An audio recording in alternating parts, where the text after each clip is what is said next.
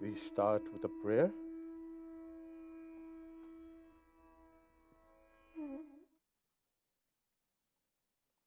Chant the name of the Lord and His glory unceasingly, that the mirror of the heart may be wiped clean and quench that mighty forest fire, worldly lust, raging furiously within.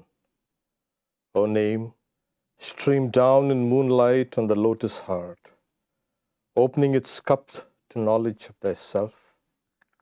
O self, drown deep in the waves of His bliss, chanting His name continually, tasting His nectar at every step, bathing in His name, that bath for weary souls.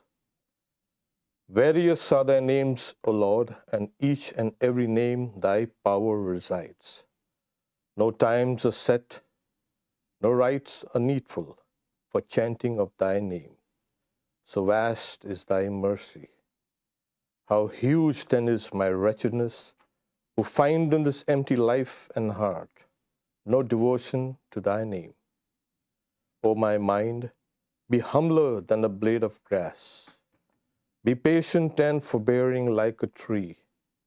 Take no honor to thyself. Give honor to all. Chant unceasingly the name of the Lord. O Lord and soul of the universe, mine is no prayer for wealth or retinue, the playthings of lust or the toys of fame. As many times as I may be reborn, grant me, O Lord, a steadfast love for thee. A drowning man in this world's fearful ocean is thy servant, O sweet one.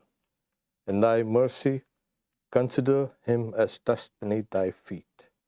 Ah, how I long for the day when an instant separation from thee, O Lord, will be as 1,000 years, when my heart burns away with its desires and the world without thee is a heartless void. Prostrate at thy feet, let me be in unwavering devotion, neither imploring the embrace of thine arms, nor bewailing the withdrawal of thy presence. Though it tears my soul asunder, O thou who stealest the hearts of thy devotees, do with me what thou wilt, for thou art my heart's beloved, thou and thou alone.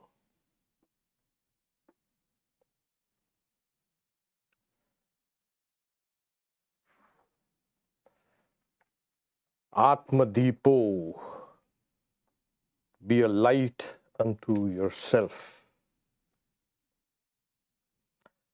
The Buddha's words, quote, now then, subject to decay are all compounded things. Strive with diligence and be a light unto yourself. Technically, a lamp to yourself, a light to yourself. Well, it is a natural orientation that we like to be at the center of things. We like to know what's at the center of the universe, what's at the center of the world. We like to be at the center of power, wealth. We like to be the center of all attention, the cynosure of all eyes. We'll need to be at the center of influence and everything. We also want to know the heart of things, core, what exactly makes things tick.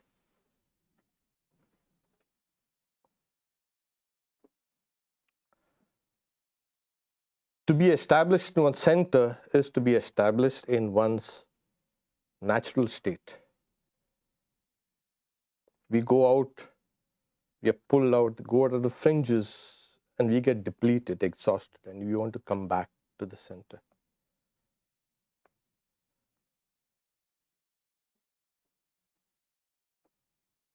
As we know, it is the most known thing. The center is the most known. We are the center. and yet the most unknown thing.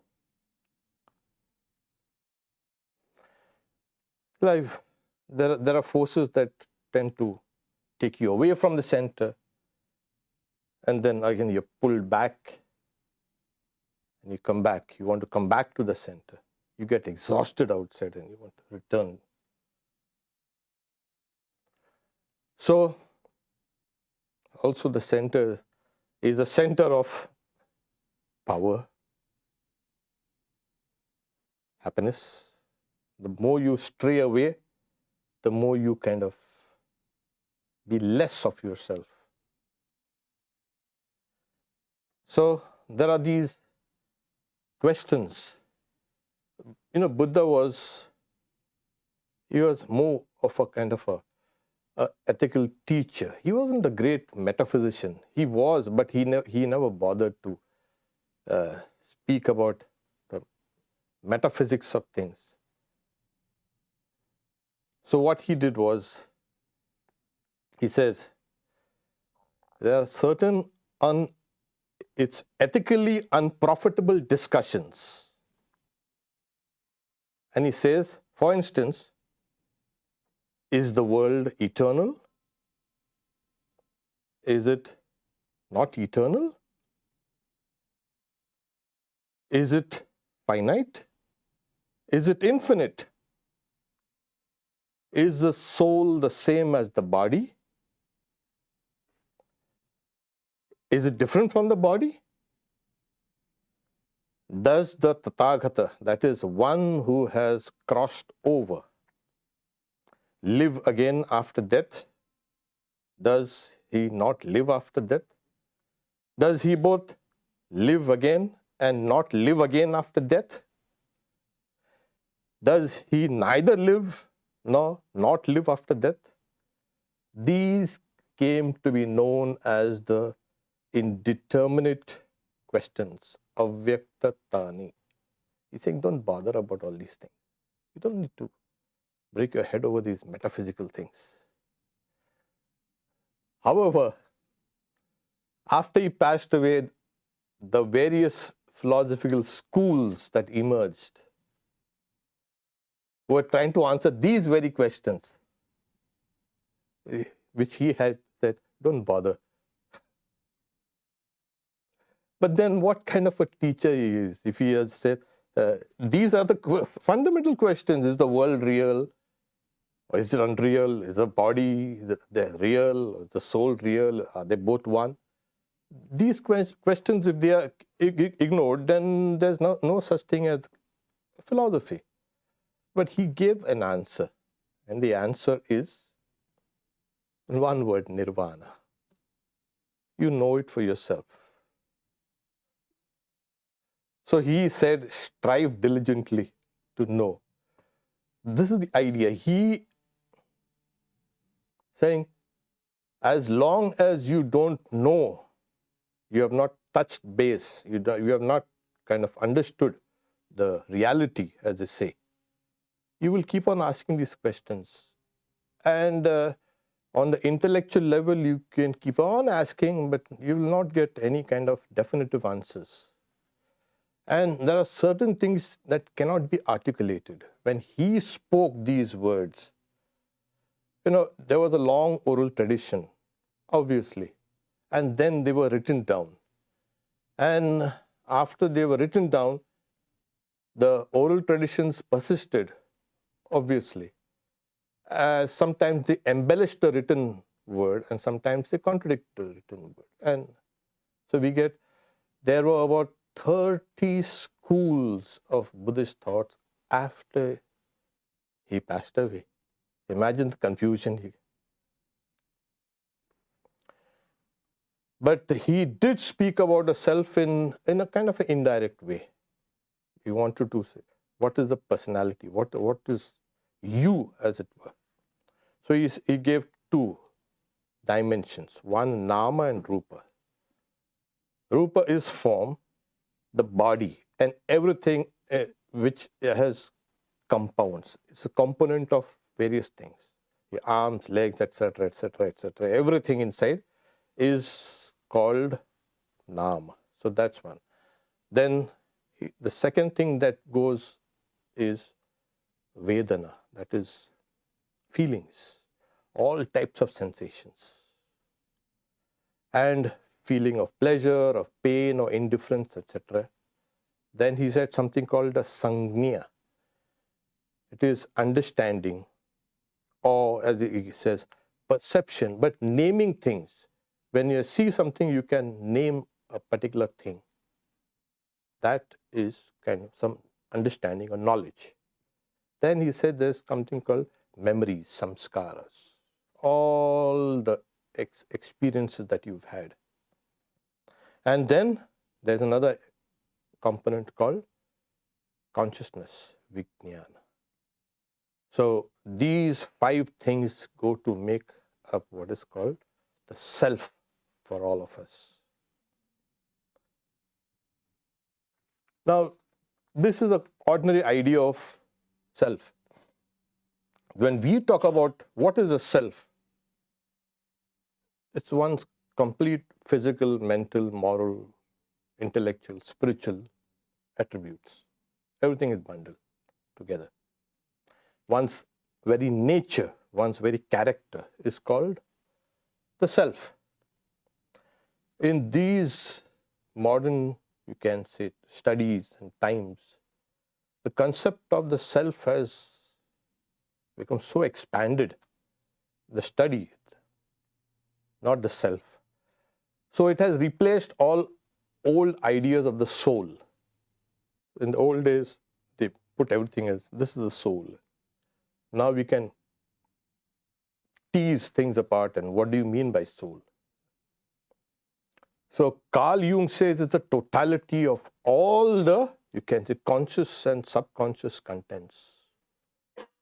And these conscious and subconscious contents, they dwarf the idea of that self. And the maturation of the self is called the individuation. And that is what you're supposed to. You take all the forces and you start crystallizing them into something distinct, which is you. I'm just briefly giving you some of the ideas of the self. Okay, Carl Rogers says, oh, it is more like behavior and the relationship with the world that is based on your concept of yourself. So the moment your concept changes about yourself, your relationships and everything changes. So there are other psychologists who say that it's a dynamic entity. Well, that's understood. And Abraham Maslow, in his hierarchy of needs, he saw self-actualization is a long process of taking care of all the other needs, like physiological needs, and then safety, and then love and belonging, and self-esteem, and then self-actualization. So, as we know, in Freudian psychoanalysis, we find that the ego is nothing but a complement, or rather it's buffered by those subliminal, you can say, drives, the id and the superego. So it's torn between these two tidal forces. And the self is what reaches out to the world, experiences, remembers, judges, evaluates. In philosophy, the word self is something called the reflective consciousness. It's an object of one's own self. Yeah. And I'm distilling all that thought to make it live.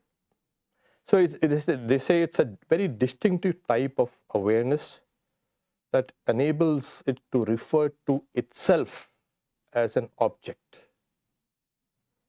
Well, Now you know why philosophy is difficult.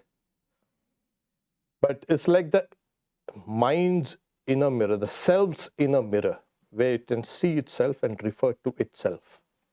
It is subjective. In Atma-dipo-bhava, in the ordinary sense of the term, we can understand it. You have got to be self-confident. You've got to strive to meet your goals. You've got to be responsible. You've got to be all these things.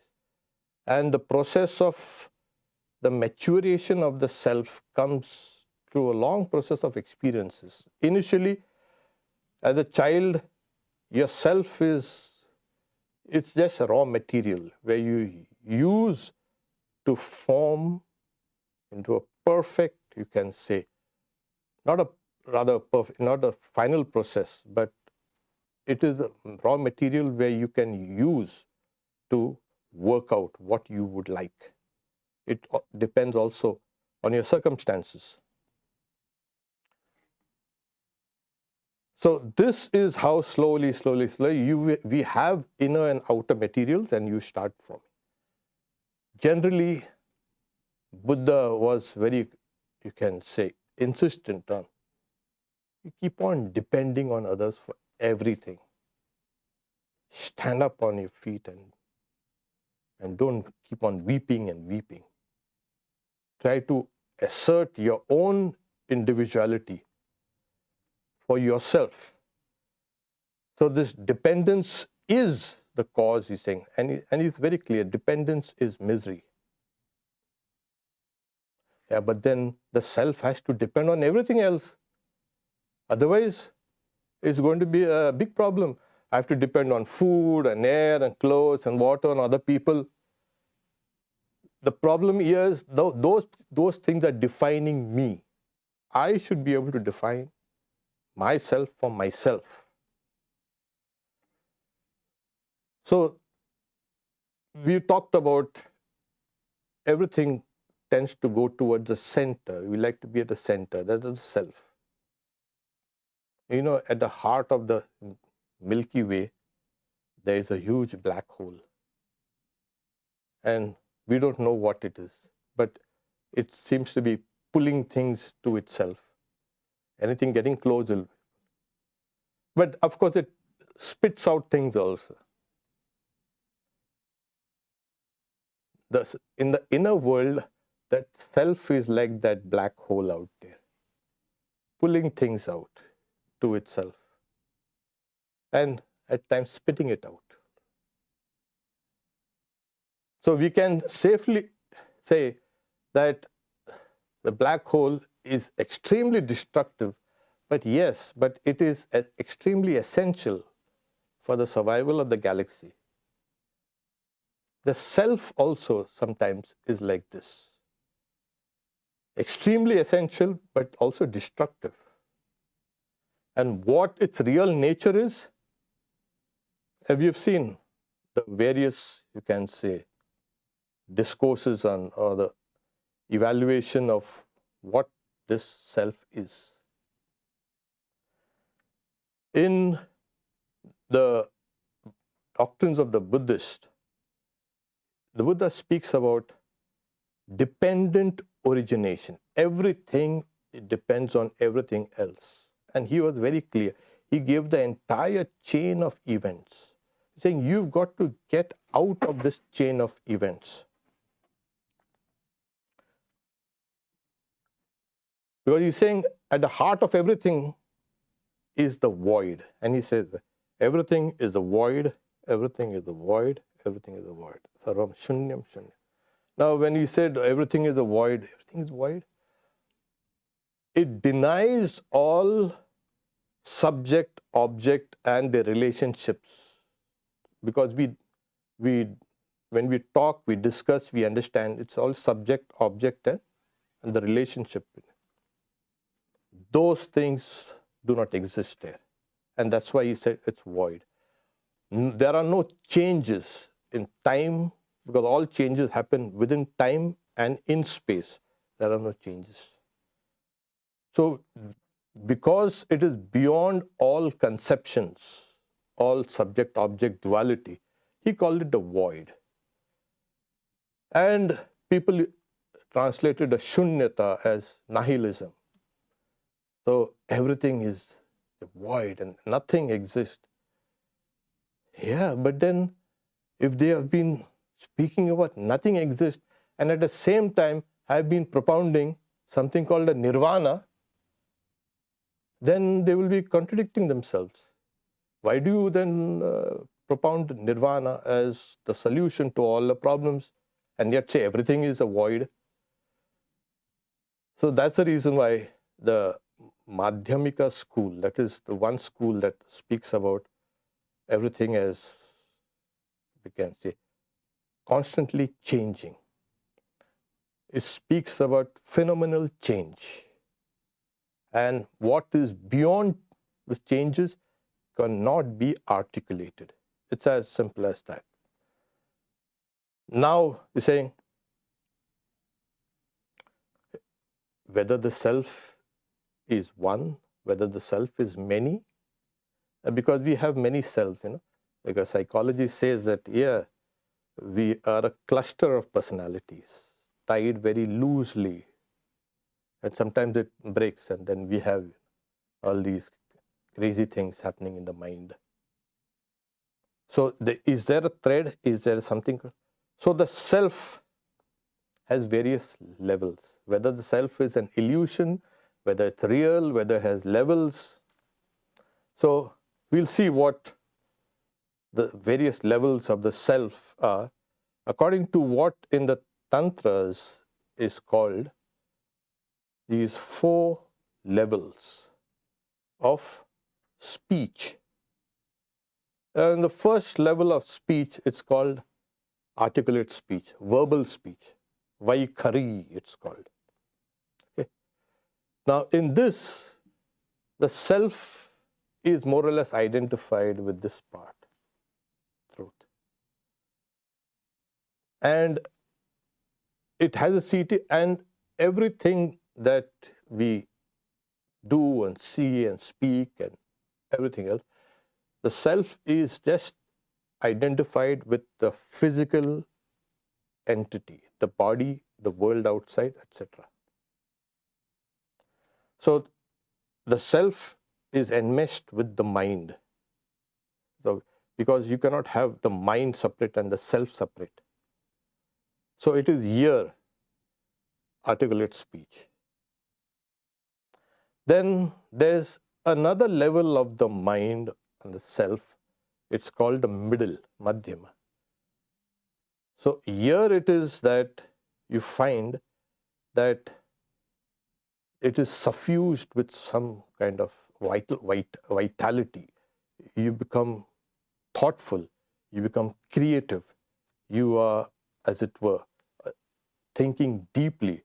And when you think deeply and you speak, that speech becomes very powerful. It's something that you get into as you keep on meditating. But all creativity, all art and all, you can say, sciences, etc., is a result of when the self has become more contemplative, more deep, more subtle. On the gross level, it's just impossible to have all these kind of things. You'll be just running around with all these other small things of life. So here the self has the intensity, it has a greater impact, not only on yourself, but on the others also outside. So this is considered by many philosophers the subtle state, which is also called the dream state. The first is the waking state, the dream state, and then the deep sleep state, as they say, just to differentiate it from one from the other. The third level is pashyanti, to see. This is where a thought can be seen in its seed form. When the thought rises, it's like a bubble rising from the bottom of a lake. So it rises, and as it rises, then it will break the surface. And you will see it only there. But if you can see the bubble rising from the bottom of the lake, that is what is called passion. You can see. This is where thought is at the most refined causal state. And the self also is in that most refined and causal. So it is called, is saying, here you can understand all the prayers that we do and all. You can understand the mantras and prayers at this level correctly. So at this level, the self has a luminous quality to it. It is profound, it is deep. And you get the first glimmer of things as about what you are, what this external world is, and everything. Things have a kind of it reveals itself. Things reveal itself. So, and then there is another level, which is called para, the supreme, the transcendent. It is from where everything emerges, including speech, including mind, including self, everything, the universe emerges. It is the deepest, you can say, I'll say it's contemplation, but samadhi, where you know and things become clear. So here it is the I, which was so long confined to even myself or these things around. It has a feeling of, I am the all. I am everything. The I has become the cosmic I. So it starts from here, from the slowly goes up and then goes and becomes cosmic. So from the cosmic has come the microcosmic, and then it goes back to the macrocosmic. So here the I, there, as I said, it goes on in the black hole. And then what's there? We don't call it a black hole. We call it the self in its pristine form. And what is that? It is light. It becomes the light. The I that you are thinking about, all this thing, has become the light. So when Buddha says, be a lamp unto yourself, a light unto yourself, this is what you already have that light. So the I, which was so deceptive and delusive, etc., and we are unable to pin what exactly it is the light.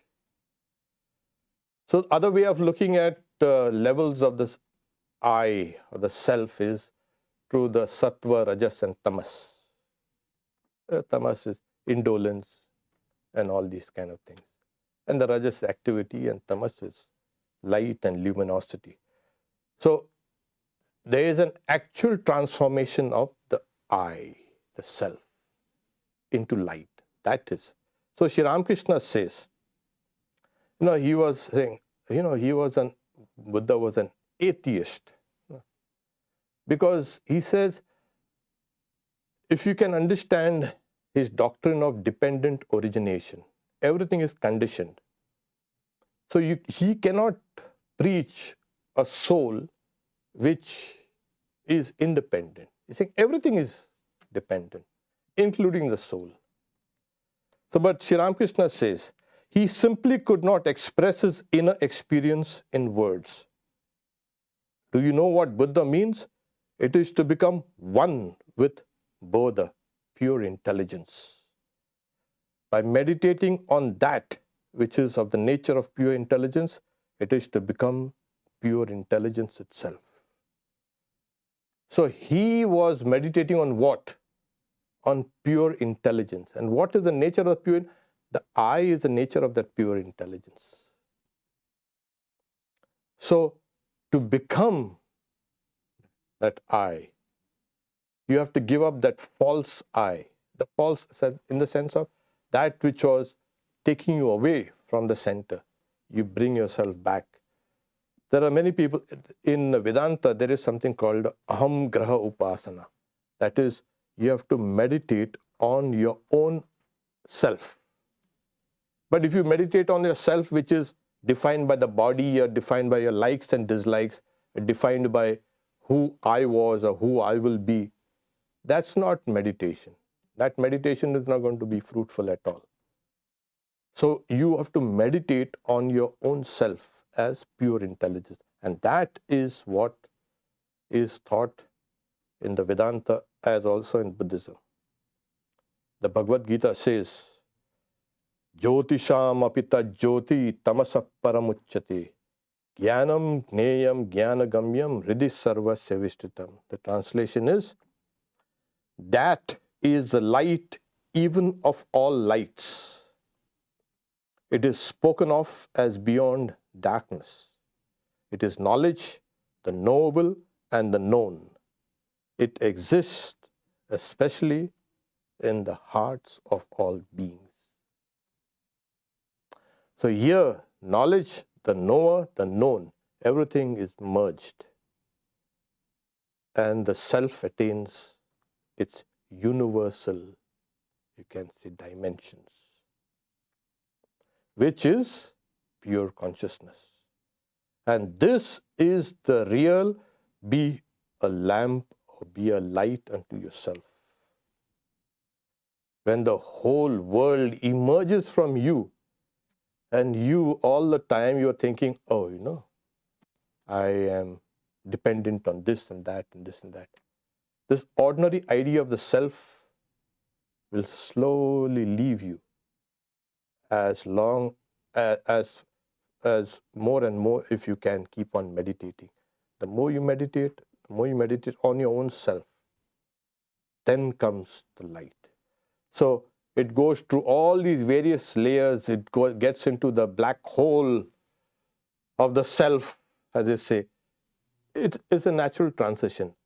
But like I said, it's a black hole, but it's not black. It radiates. That's a light. That is what is the center of ourselves, the center of the universe. So this is to be a light unto oneself.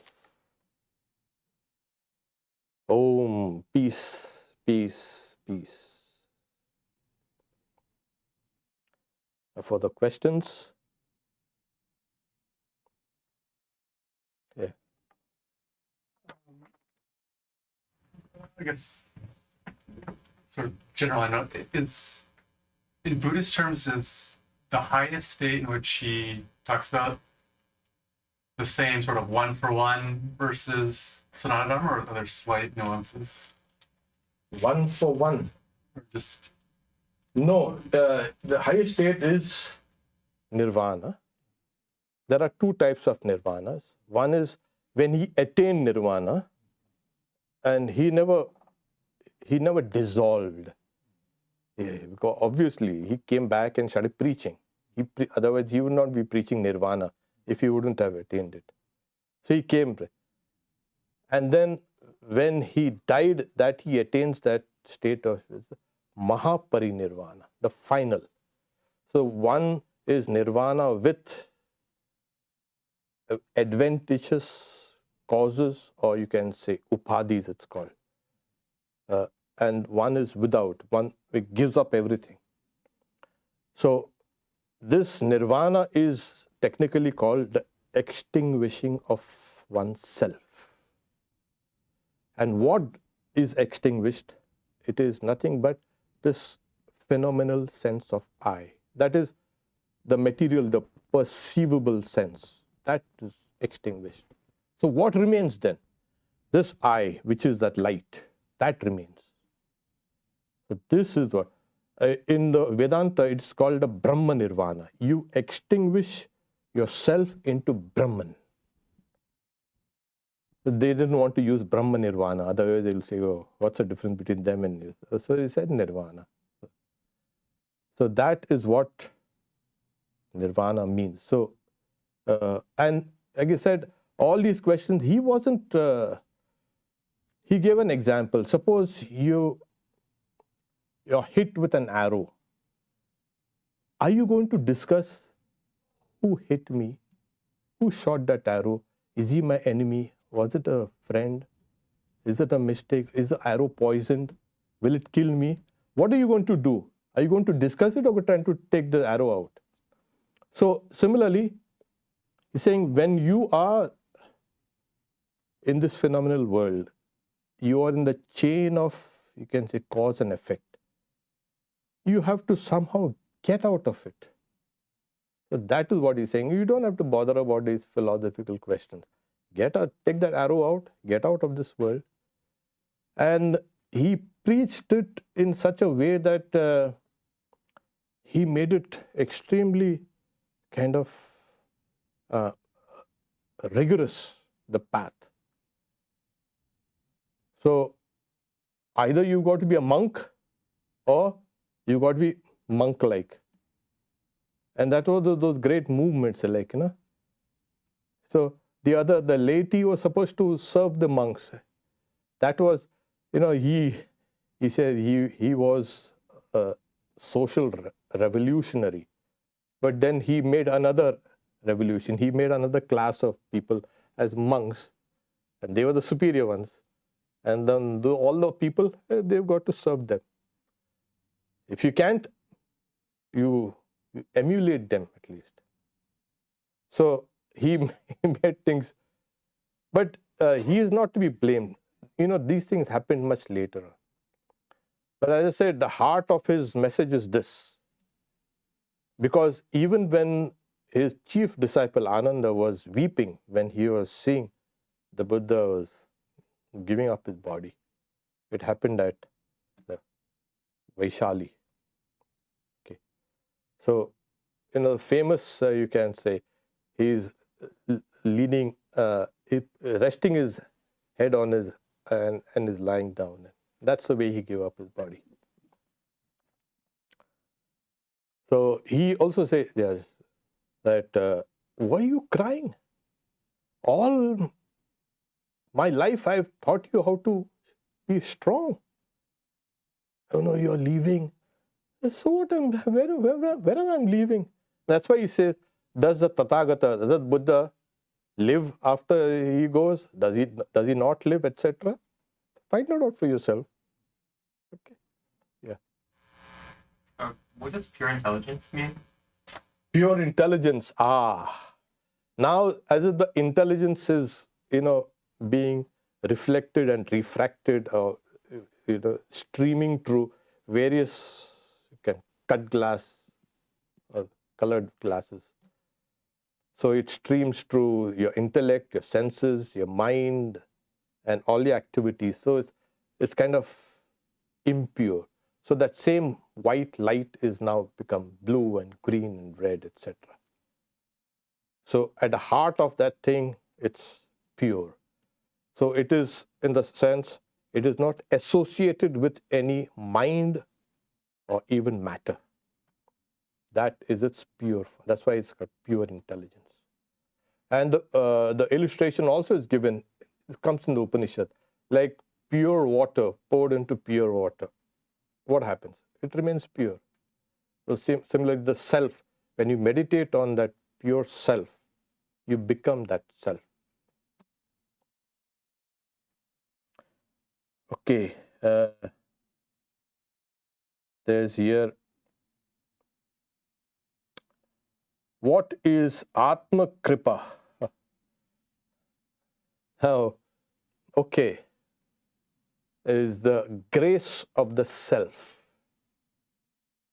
The grace of the self, this question has been put in one of the Upanishads. Yame vaisha vrinutu tena labhyas. When you strive to know your own self, then that self itself becomes gracious to you and reveals itself to you. That is called Atma-kripa. Okay. Yeah, but then you got to start striving to know it. Just saying, oh, grace will come upon me. And that will not do. So as social beings must interact with external entities, how to frame that interaction within this focus on realizing of the ultimate macro self. Yeah. So you have to interact because your body and mind, etc., is all kind of interacting with everything else around. But when you know that there's a deeper aspect of yourself, deeper and deeper and deeper, that the external interactions will be done without all that kind of fanfare. You will do things as they are naturally. You will not identify yourself with all these things, and which, as I say, takes away a peace of mind. What you must understand is, as we discussed it, there are deeper and deeper layers of yourself. And to be at the center, to be centered in that self is what is important. So when you think about, I think this is, as social beings must interact with external. Yeah, you cannot stop interacting. So try to center yourself with this idea that there are various layers and I must be able to plunge down deep into it. I think this. Okay, do we have? Yeah. You mentioned that when a child is born or a baby is born, they're of pure intelligence, or like. No, they're not pure intelligence. So they're they can be morphed into, like, to realize nirvana, right? Yeah. Yeah. So my question is regarding the karmic debts. Like, we believe in, like, the karma of past life affecting the current life.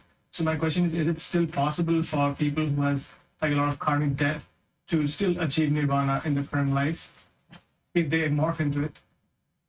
Yeah, the question is whether the child is born and it has a kind of the raw material, it can morph itself with help to attain nirvana, even though there is the karmic debt, that is the karma. Well, that's the whole thing.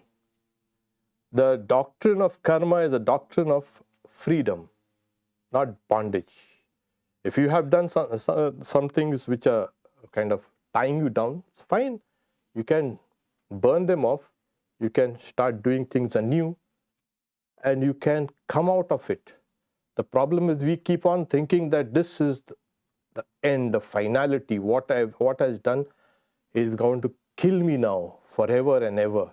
No, come out of it. You use your karma to break other karma.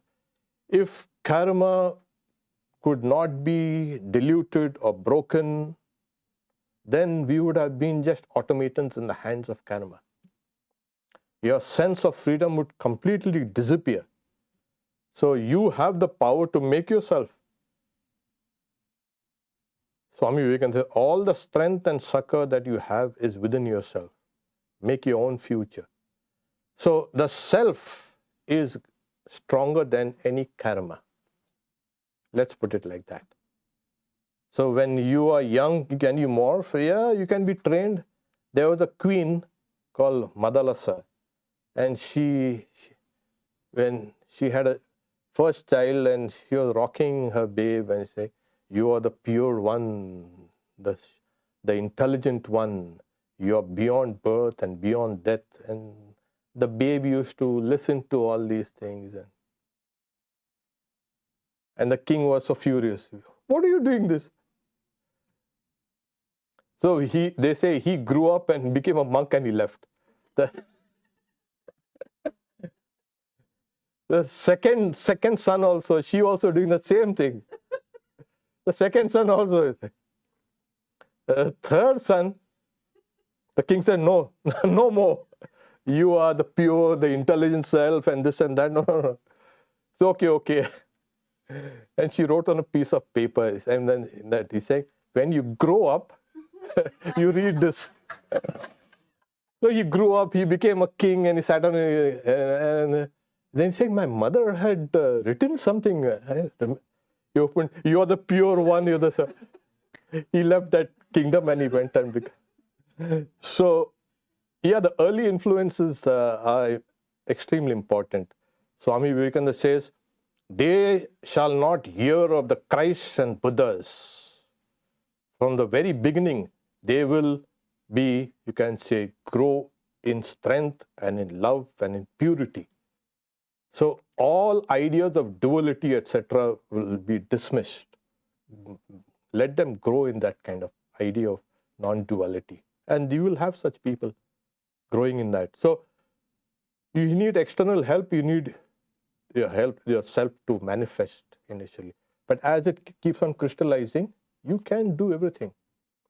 Tomorrow, if you want to change, you can change. Suppose you say, okay, I have a smoking habit. Well, stop smoking. My old habits, yeah. But suppose the doctor says, well, you're going to die in a couple of days. Then what are you going to have? A kind of shock. So you can come out with, then you say, oh, my past karma. What's that? You can simply dismiss it off in one go. So you have the power. We all have the power. The power of the self is there. It only has to be manifest. And if you can do that, you are no longer a prisoner. We have been thinking, oh, we are bound by this karma. This has been preached in such a way, karma, the doctrine of karma is preached in such a way that it has become the cause of all bondages. Don't say that, don't do that. What's this? It makes you kind of fearful. Karma is the doctrine of freedom. You can free yourself from karma. Okay. Connie asked, when Jesus Christ said, be one with me as I am one with the Father. Oh, does he mean to dissolve ourselves like salt in the food? I do not find the words to express what I am trying to... Yes, you're right. Sri Ramakrishna gives an example. A salt doll goes to measure the depth of the sea and it dissolves in it. So you go to search your eye and you dissolve in it. You got that right. Be one with me. When Jesus Christ said, be one with me as I am one with the Father. There it is. Thank you. So is it true that as per Vedic astrology, only those with certain yoga for nirvana in horoscope are eligible to get it? Yeah. In a way, yes. If you believe in the horoscopes and the stars and the sun, but there are certain people become oriented towards yoga or nirvana, and so like you have different people of different capabilities and capacities going in for different types of activities.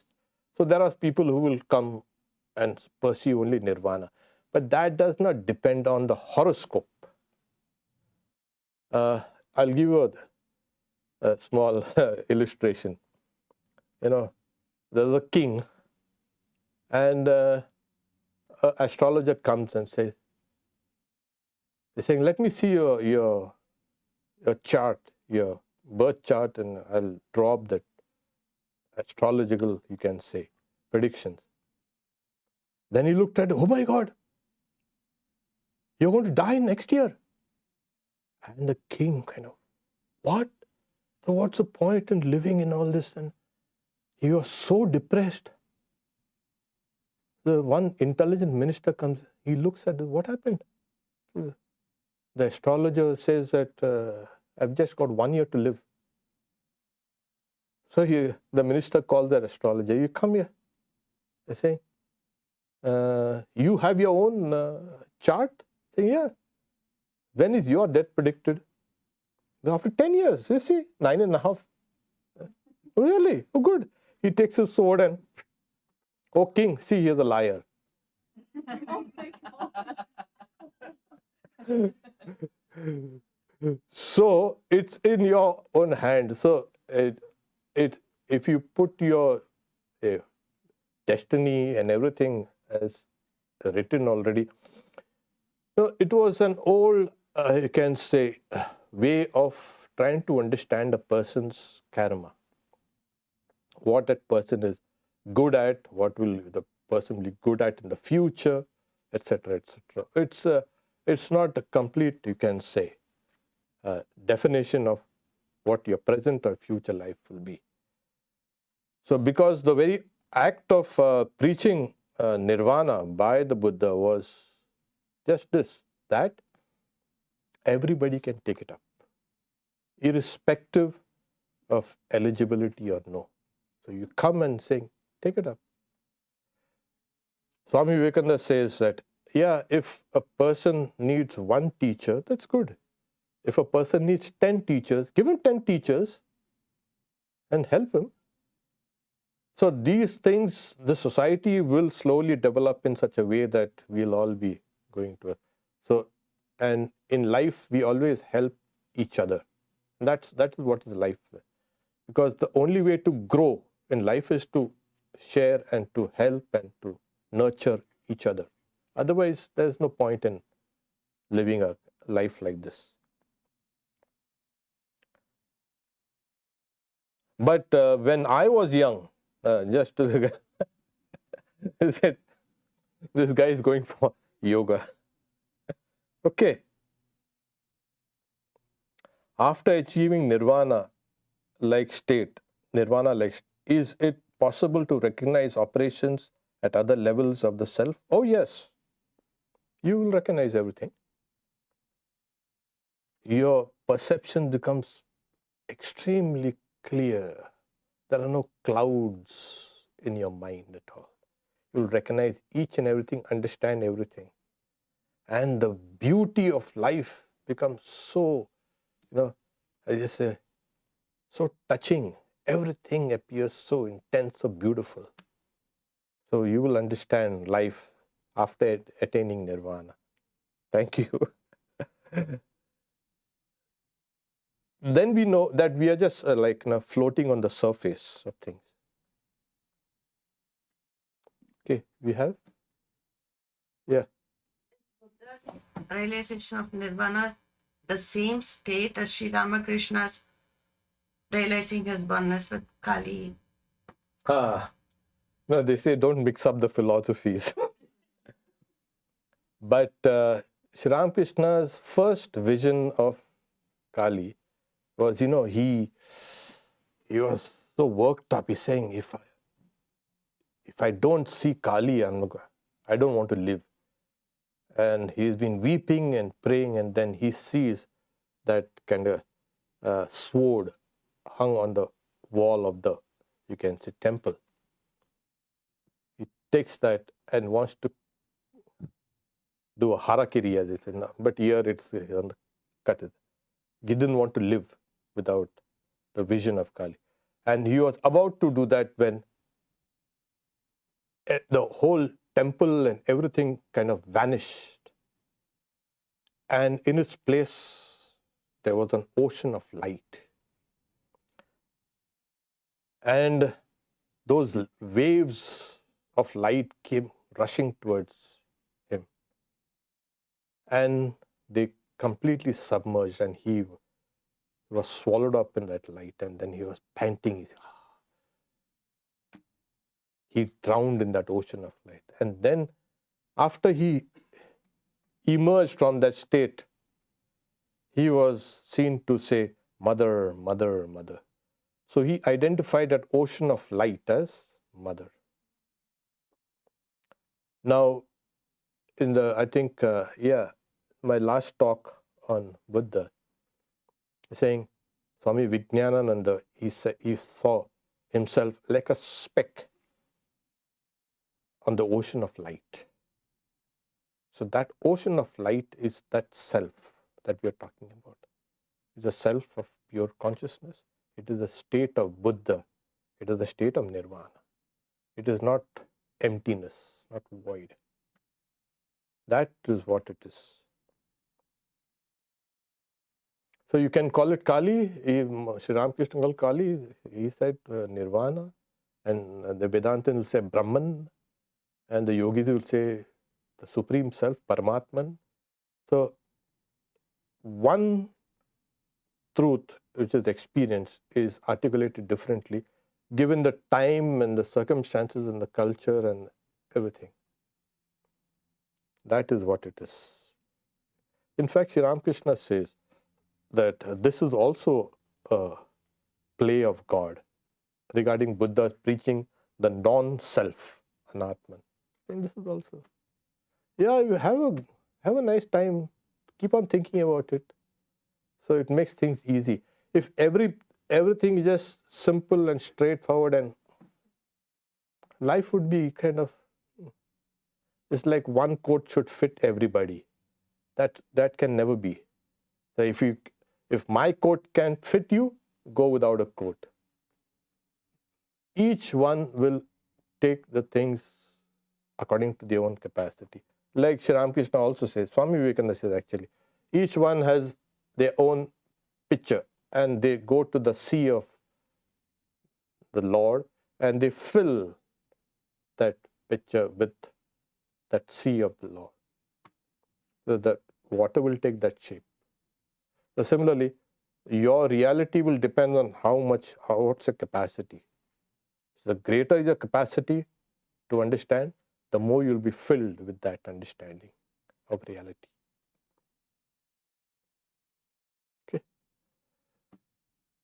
Om Shanti Shanti Shanti Harihi Om Tat Sat Shri Ram Krishna Arpanamastu.